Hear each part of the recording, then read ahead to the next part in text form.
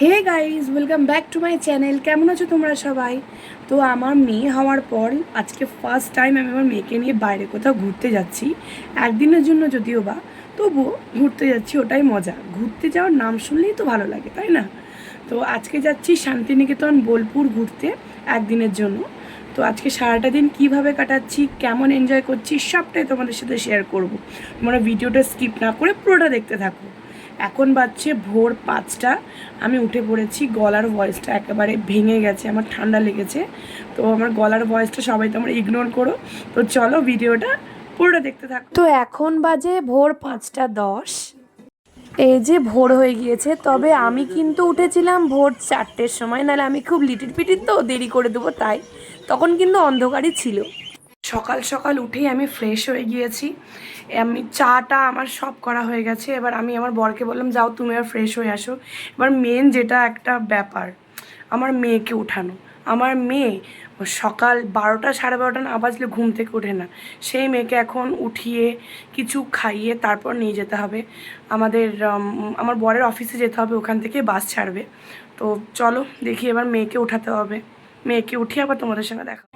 এই যে আমরা চলে এসেছি, আমাদের বাস দাঁড়িয়ে আছে, আর আমাদের শিল্পা রানীও ব্লগ বানাচ্ছে। বাসে একদম আমি উইন্ডো সিটই নিয়েছি, কারণ আমার একটুখানি বাসে আর কারে চাপলে ভমিটিং ফিলিংসটা আছে আগাগোড়ায়, তাই জন্য উইন্ডো সিটটা আমি চুজ করেছি। আর এই যে উইন্ডো সিটে বসে গিয়েছি, সবাই এক এক করে বসছি, এবার বাস ছাড়বে। গাইস দেখো, গঙ্গার জল কতটা বেড়েছে, বাপরে বাপ! আর যেভাবে বৃষ্টি হচ্ছে মাঝে মধ্যেই, তাও তো এখন 1-2 দিন পরেনি বৃষ্টি, ওই জন্যই গঙ্গার জলটা এত বেড়েছে। এই যে আমরা কাদি চলে এসেছি। এখানে একটা টি স্টলে আমরা চা খেতে দাঁড়িয়েছি। এখানে সবাই আমরা একটু চা খেয়ে তারপরে আবার বেরোবো। সো ফাইনালি আমরা চলে এসেছি দুই কন্যা হেসেলঘর রিসর্টে। সেখানে রিসর্টটা কিন্তু আমার ভীষণই ভালো লেগেছে। পুরোপুরি নিট অ্যান্ড ক্লিন প্রত্যেকটা রুম, আর ওদের সমস্ত অর্গানাইজমেন্ট খুবই সুন্দর ছিল। স্পেশালি ওখানে যে ম্যানেজার ছিল তার ব্যবহারও খুব সুন্দর। এই যে রিসর্টের ভিতরটা তোমাদের একবার শেয়ার করি তোমাদের সাথে। এসে রিসর্টের ভিতরটা আমি দেখে আমার খুবই ভালো লেগেছে, আর অ্যাম্বিয়েন্সগুলো এত সুন্দর, সেটাও তোমাদের সাথে এক এক করে শেয়ার করছি। এই যে ভিতরে এখানে ব্রেকফাস্ট, ডিনার, লাঞ্চ, স্ন্যাক্স সমস্ত কিছু এখানে করে তারপর এই সিঁড়ি দিয়ে উপরে গিয়ে আমাদের রুমটা ছিল। উপরে সব রুম আছে, আর পাশে ছিল ওদের একটা ছোট্ট বুটিক। এখানে দেখো এই আঁকাগুলো আঁকা হয়েছে ওয়ালে, কি সুন্দর, দারুণ লাগছিল কিন্তু আঁকাগুলো দেখতে।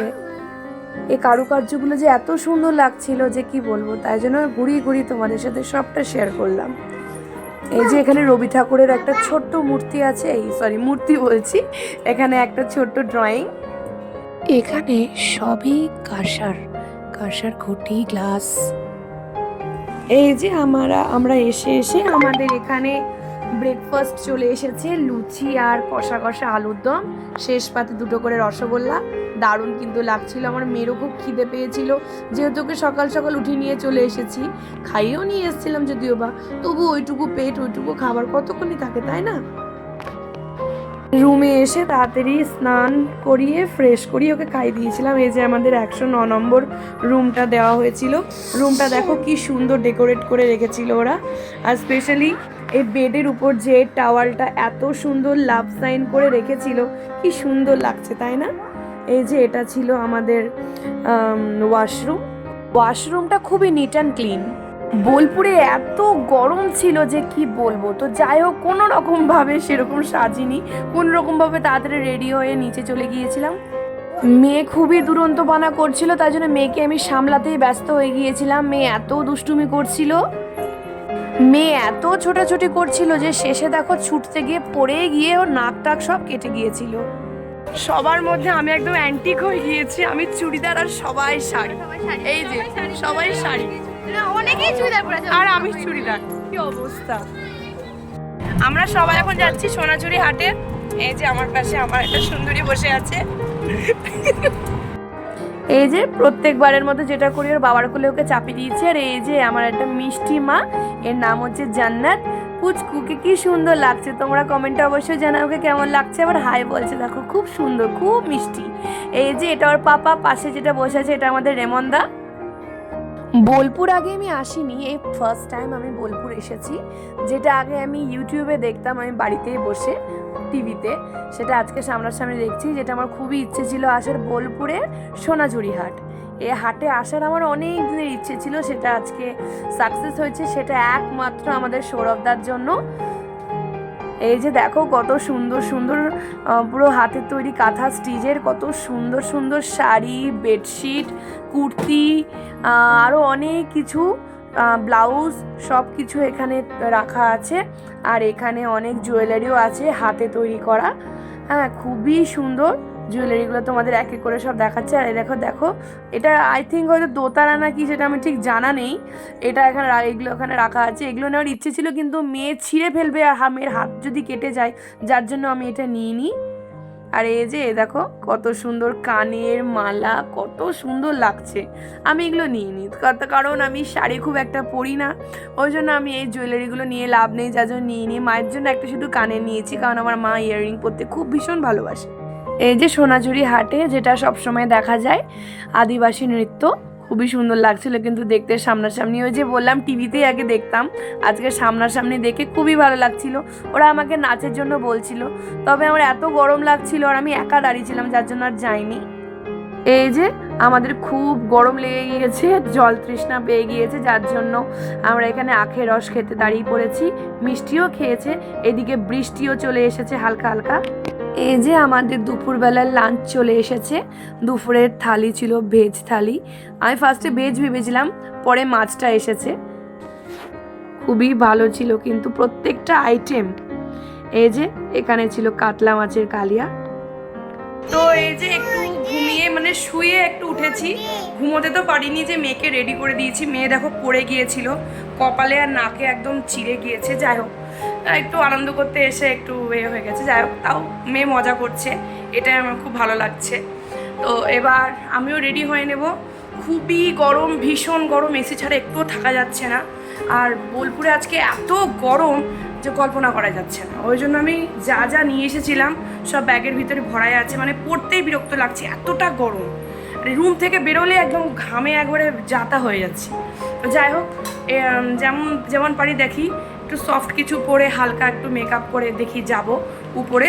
উপরে আদিবাসী নাচ হবে, কিছু টুকটাক স্ন্যাক্স খাওয়া হবে, তারপরে আমাদের এনজয়মেন্ট, সবাই মিলে গল্প গুজব, হই হুল্লোড়, আড্ডা। তারপরে রাতে ঘুমিয়ে সকালে একটু কিছু খাওয়া দাওয়া করে দুপুরে লাঞ্চ করে আবার বাড়ি। তো এই যে মেয়েকে আমি রেডি করে দিয়েছি, আমার মেয়ে রেডি হয়ে গিয়েছে। এই যে আমার মেয়ে রেডি হয়ে গিয়েছে, আমি এখনও রেডি হইনি, এবার আমি রেডি হব ওর বাবার কাছে দিয়ে। তো চলো উপরে গিয়ে তোমাদের সঙ্গে দেখা হচ্ছে, কারণ উপরে আদিবাসী নাচের অ্যারেঞ্জমেন্ট করা হয়েছে। তো চলো তোমাদের সাথে পরে দেখা হচ্ছে রেডি হয়ে। আমি রেডি হয়ে গিয়েছি, তো এবার নিচে যাব স্ন্যাক্স খেতে, দেখি কি স্ন্যাক্স হয়েছে। তো চলো যাওয়া যাক। এটা সবাই এখানে চলে এসেছি, সবার চা খাওয়া হয়ে গেছে, কিন্তু আমার এখনো হয়নি।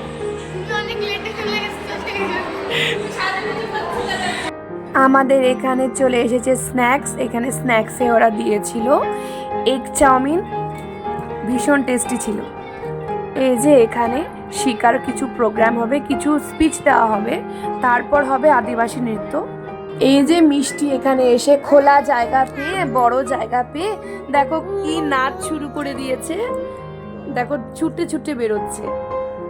এখানে প্রত্যেকটা হাউসওয়াইফদের দাদা একটা করে শাড়ি গিফট করেছে। আমিও যেহেতু হাউসওয়াইফ ছিলাম, যার জন্য আমিও শাড়িটা পেয়ে গিয়েছি। এই যে বৌদি আমার হাতে শাড়িটা তুলে দিল। এই যে সব কিছু শেষে আমাদের আদিবাসী নৃত্য শুরু হয়ে গিয়েছে। আদিবাসী আন্টিরা সব এখানে ডান্স করছে, আর আমার মেয়েকে দেখো ঘুরে ঘুরে বেরোচ্ছে। ওরও কিন্তু একটা মনে মনে আনন্দ আছে, ও খুব আনন্দ পাচ্ছিল, যদিও বা ওইগুলো অত কিছু বোঝে না, ও খুব ছোট, তবুও দেখে খুব আনন্দ পাচ্ছিল, তাই ও নাচছিল, লাফি লাফি বেরোচ্ছিল।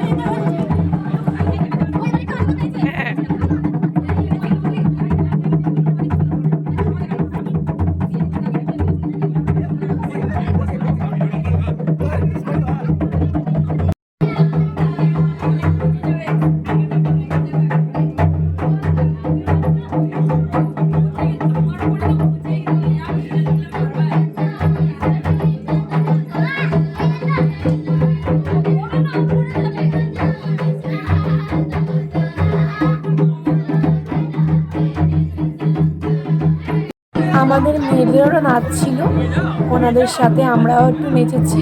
আর আমি দেখো ওইদিকে চলে গিয়েছি, কিন্তু আমার পাশে হাত ধরার মতো কেউ ছিল না। তাও আনন্দ করেছি, খুবই খুবই ভালো আনন্দ করেছি। দাদাদের প্রত্যেকটা প্রোগ্রামে আমার আনন্দ করতে খুব ভালো লাগে, আর ভীষণই এনজয়মেন্ট হয়, সত্যি কথা এটা। একটু নেচে দেখো চলে এসেছিলাম, কারণ সেরকম এনার্জি পাচ্ছিলাম না।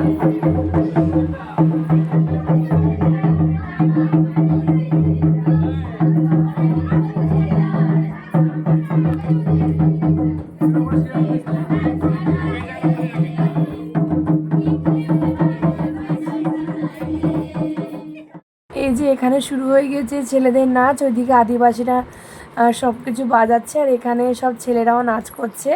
যত রাত বাড়ছে তত আমাদের এনজয়মেন্টও আস্তে আস্তে পুরো দ্বিগুণভাবে বেড়ে উঠছে। এখানে সবাই, সব দাদারা আঙ্কেলরা সব এখানে ডান্স করছে, খুবই মজা হচ্ছে। একদিকে হচ্ছে ছেলেদের নাচ আর অপর দিকে হচ্ছে মেয়েদের নাচ।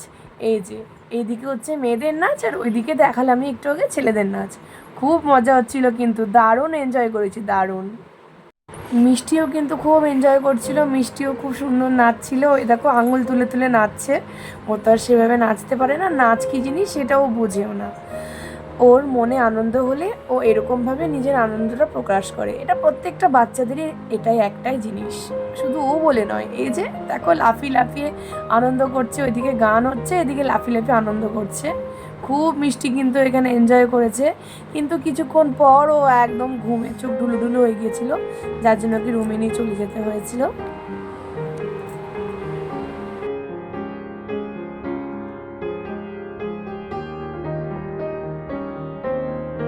এই ছিল রাতের ডিনার। এখানে ছিল কষা কষা খাসির মাংস, নবরত্ন তরকারি আর ডাল আর সাদা ভাত। মিষ্টিটা খাইনি। তো গাইস, সকালবেলায় উঠে স্নান টান করে ফ্রেশ হয়ে আমি রেডি হয়ে গিয়েছি। এবার সবাই বলছে একটু বেরোবে। আমরা বোলপুরে আছি, বোলপুরে একটা রিসর্টে। সবাই বলছে শান্তিনিকেতন যাবে। তো এখন দেখা যাক কোথায় যাচ্ছে, আমি তো সব জায়গা চিনি না, তো দেখি কোথায় যাই। তো আমি রেডি হয়ে গিয়েছি, আমার বড় স্নান করতে ঢুকে পড়েছে। এবার আমার মেয়েকে, যে আমার মেয়ে শুয়ে আছে, আমার মেয়েকে এবার ডাকবো। এবার ওকে রেডি করানো মানে সব থেকে বড় ব্যাপার। ওকে ডেকে ওকে খাইয়ে রেডি করিয়ে তারপরে আবার যাব। তারপরে আমরা ঘুরে এসে ঘরে এসে আবার একটুখানি হালকা করে ফ্রেশ হয়ে লাঞ্চ করে আমরা বাসে চেপে টাটা বাই বাই। তো চলো আবার বেরিয়ে তোমাদের সঙ্গে দেখা হচ্ছে, দেখি ওরা কোথায় যায়। সকালে ফ্রেশ হয়ে স্নান টান সেরে নিচে চলে এসেছিলাম ব্রেকফাস্ট করতে। ব্রেকফাস্টে ছিল লুচি আর ঘুগনি আর দুটো করে মিষ্টি, যদিও বা আমি একটা নিয়েছিলাম। এই যে আমরা এখানে দাঁড়িয়ে আছি, আমার মেয়ে দেখো বদমাইশি করছি শুধু। সকালবেলা উঠে তো কিছু খাওয়া দাওয়া করেনি। আমরা এখন যাবো শান্তিনিকেতন। এই যে আরেকজন বসে আছে আমাদের বেবি। আমরা এবার চলে এসেছিলাম শান্তিনিকেতনে, ছিলাম বোলপুরে। শান্তিনিকেতনে মিউজিয়াম ঘুরতে ঘুরতে ইচ্ছে করলো রবি ঠাকুরের বিষয়ে তোমাদের কটা কথা বলি। 1901 সালে রবি ঠাকুর শান্তিনিকেতনে একটি পরীক্ষামূলক স্কুল প্রতিষ্ঠা করেছিলেন, যা পরে বিশ্বভারতী বিশ্ববিদ্যালয়ে পরিণত হয়েছিল। এখানে তিনি ভারতীয় ও পাশ্চাত্য শিক্ষার সমন্বয়ে একটি নতুন শিক্ষা ব্যবস্থা গড়ে তোলার চেষ্টা করেন। রবি ঠাকুর ছিলেন একজন স্বশিক্ষিত ব্যক্তি। তিনি প্রচলিত স্কুল শিক্ষার বাইরেও বিভিন্ন বিষয়ে জ্ঞান অর্জন করেছিলেন। তিনি সাহিত্য, সঙ্গীত, দর্শন, বিজ্ঞান এবং ইতিহাস সহ বিভিন্ন বিষয়ে আগ্রহী ছিলেন এবং এগুলোর উপর পড়াশোনাও কিন্তু করেছিলেন। যাই হোক, এতটুকুই তোমাদের বলার ছিল। মিউজিয়ামে ঢোকার আগে একটা বটবৃক্ষ আছে, সেটার আর ছবি তোলা হয়নি, কারণ সেখানে আমার মেয়ে খুব দুরন্তমানা করছিল দেখে সেটার ছবিটা তুলিনি, সেটা স্কিপ করে গিয়েছি।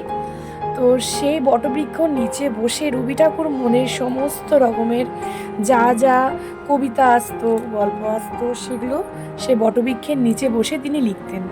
সেই বটবৃক্ষের ছবি তোমরা প্রত্যেকেই কিন্তু শিশুদের সহজপাঠ বইয়ের প্রথম পাতাতেই তোমরা প্রত্যেকে সেই বৃক্ষের ছবি দেখেছো। মিউজিয়াম থেকে কিন্তু স্ট্রিক্টভাবে বলা হয়ে গিয়েছিল যে কোনো রকম কোনো ছবি বা ভিডিও অ্যালাউ নেই, তবুও মন আমার মানেনি বলে কয়েকটা ছোটো ভিডিও ক্লিপ আমি করে নিয়েছি, তাই তোমাদের সাথে শেয়ার করছি। কিছু কিছু বুঝতে পারছিলাম, কিছু কিছু তো বুঝতে পারিনি, কিছু কিছু জায়গায় লেখাও ছিল না। এই যে চারিদিকটা তোমাদের দেখাচ্ছি। মিউজিয়াম কিন্তু খুব একটা বেশি বড় ছিল না, তবে যেটুকু ছিল ভালো লেগেছে। আর এখানে অনেক তুলি রাখা আছে, অনেক রকমের তুলি। এই তুলি দিয়ে রবি ঠাকুর ছবি আঁকতেন, আর এখানে পেন রাখা আছে, সে পেন দিয়ে উনি কবিতা লিখতেন। আর এখানে নোবেল রাখা আছে, এই নোবেলটি তিনি পেয়েছিলেন প্রথম। আর এগুলো বলে তিনি বাংলাদেশ থেকে পেয়েছিলেন, সবাই ওনারা তাই বলছিলেন, সেটা শুনেই তোমাদের তাই বললাম। আর এই যে রবি ঠাকুরের চটি, আর এই যে জামা। আর এখানে এই কবিতাটি আমার খুবই খুবই খুবই সুন্দর লেগেছে, যার জন্য তোমাদেরকে দেখালাম। একদমই ছবি তুলতে দিচ্ছিল না, তবুও আমি ছবিটা চুপ করে তুলে নিয়েছি।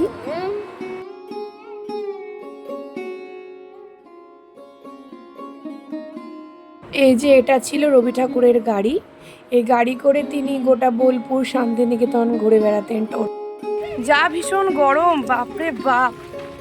তো টুকটাক দেখা চলছে, এখনো বাকি আছে। এই যে আমাদের একটা ব্লগার বৌদি, হাই। বৌদি আর কিছু হাই বলে না। আমাদের গরমে কিছু ভালো লাগছে না, আজকে এতটাই গরম পড়েছে, কালকে অতটা গরমটা পাইনি। সত্যি তাই, বিভৎস গরম। তো এই যে ঘুরে টুরে চলে এসেছি, আর অনেক জায়গায় আমি ভিডিও করতে পারিনি, এত গরম লাগছিল। এই যে আমাদের আজকে দুপুরবেলার থালি ছিল চিকেন, ডাল, নবরত্ন তরকারি, পাঁপড়, শাক, চাটনি, পায়েস আর মিষ্টি আর স্যালাড। আমরা এখন মনে হচ্ছে অ্যামাজন জঙ্গলে চলে এসেছি। দেখো চারিদিকে শুধু জঙ্গল, সামনে সবাই যাচ্ছে লাইন করে, পিছনে দু হাত দুটো ঝোলা নিয়ে। আমরা এখন যাচ্ছি বাসের দিকে, বাসটা সামনে আছে, এটা শর্টকাট, যার জন্য এদিক দিয়ে যেতে হচ্ছে হেঁটে হেঁটে। উফ, এত হাঁটা হেঁটেছি, আমার মনে হয় হাফ কেজি ওজন কমে গেল। তো চলো বাসের ভিতর যাওয়া যাক, তারপরে বাড়ি। এই যে এবার আমরা বাড়ির দিকে রওনা দিয়ে দিয়েছি। আমরা বহরমপুর প্রায় ঢুকে গিয়েছি বললেই চলে। আমাদের বাসের মধ্যে এটা ছিল আমাদের ছোটোখাটো মিনি ডিস্কো। তো এখানে সবাই আমরা ডান্স করছিলাম, আমি যদিও বা করিনি, আর কেউ মেয়েটে করেনি, সব ছেলেরা মিলে এখানে মজা করছিল। সারাদিনে অনেক মজা হয়েছে, 2 দিন ধরে খুব মজা করেছি আমরা। তবুও যেটুকু লাস্টটুকু আর মজা করা যায় সেটুকুই। আমাদের সৌরভদার জন্য আমাদের প্রত্যেকটা ট্যুর এভাবে এনজয়মেন্টের মধ্যে দিয়ে কাটে।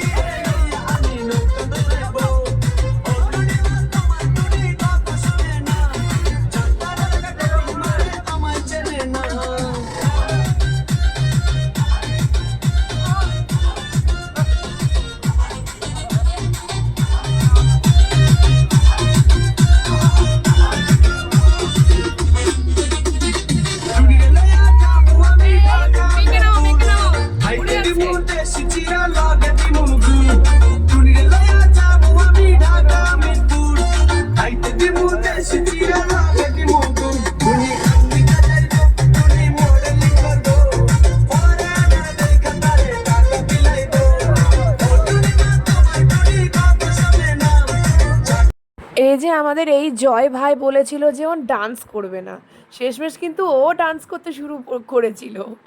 ওকে কি আর ডান্স না করে কি ও ছাড়বে? সবাই টেনে হিচড়ে সামনে নিয়ে এসে ডান্স করাচ্ছিল। যাই হোক, সারাটা দিন কিন্তু খুব ভালো এনজয় হয়েছে, 2 দিন ধরে পুরোপুরি। তো গাইস, আজকের ভিডিওটা চলো এতটুকুই। কেমন লাগলো আমার ভিডিওটা অবশ্যই কমেন্ট বক্সে জানিও, ভালো লাগলে অবশ্যই একটা লাইক করে দিও। আর হ্যাঁ, তোমরা যারা যারা আমার নতুন চ্যানেলটাকে নতুন দেখছো, প্লিজ আমার চ্যানেলটাকে একটা সাবস্ক্রাইব করে দিও প্লিজ গাইস। তো চলো আজকের মতো এতটুকুই, আবার দেখা হবে নেক্সট কোনো ব্লগে। টাটা।